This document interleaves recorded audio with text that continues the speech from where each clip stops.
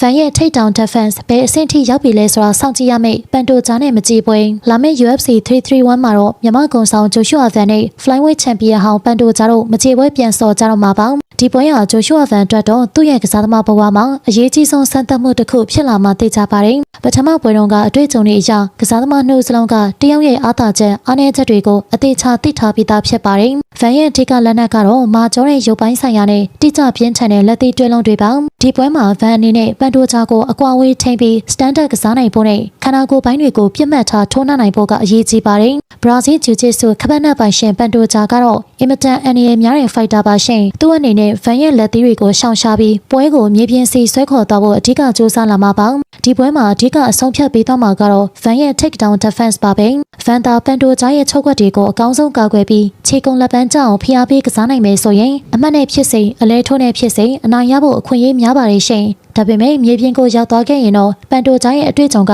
အသာစီးရသွားနိုင်တာကိုတော့မေ့ထားလို့မရပါဘူးဒီပွဲမှာမြန်မာပရိသတ်တွေရဲ့အသေးကြောဂျိုရှူအာဗန်ပဲဂလက်စားချေသွားမလားပန်တိုဂျာကပဲအတွေ့အကြုံတွေနဲ့ထပ်နိုင်သွားမလားဆိုတာကတော့ရင်ခုန်စောနဲ့စောင့်ကြည့်ရမှာပဲဖြစ်ပါတယ်ကဲဒါဆိုရင်ပန်တိုဂျာရဲ့မချေပွဲပေါ်ပရိသတ်တို့ရဲ့အမြင်ကိုလည်းပြောပြခဲ့ဦးနော်အားလုံးကိုကျေးဇူးတင်ပါတယ်ဆက်လက်ပြီးအားကစားသတင်းတွေအတွက် like and follow လေးလုပ်ခဲ့ကြပါအောင်ရှင်နေ့ရက်တိုင်းအတွက်ပျော်ရွှင်ပါစေ